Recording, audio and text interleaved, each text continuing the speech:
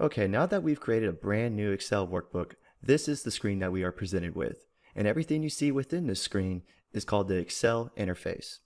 Now there's multiple sections of the Excel interface. So in this video, I'm going to be giving you a little walkthrough of what each section does and what they consist of. The first section we're going to be talking about is called the Quick Access Toolbar, which is located at the very top left corner of your screen. Now what this toolbar consists of is frequently used commands. And by default, we have autosave, save, undo, redo, and touch and mouse mode. Touch and mouse mode is actually really useful if you're working in Excel like on a tablet, because since the screen is smaller and using your fingers, sometimes it's hard to click all these commands that are very condensed together. So if we activate the touch mode, you can see how the commands are a lot more spread apart and it's just a little cleaner style. Now since we're working on a PC, I'm going to go back to mouse mode. Next, we're going to be talking about the Excel ribbon, which is located at the top of your screen and extends all the way across. Now within this ribbon are many different tabs, some that you may not see, such as the Developer tab and the Power Pivot tab, because we haven't activated them yet, but we'll get there later in the course.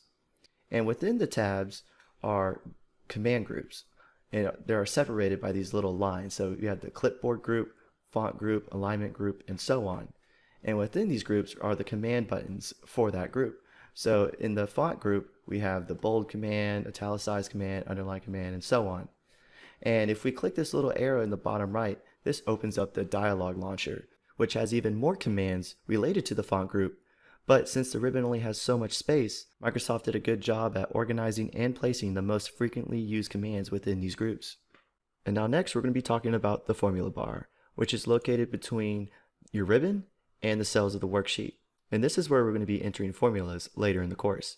And right to the left of it is called the name box, which shows the name of the active cell that you have selected. So right now it shows A1 because we've selected A1.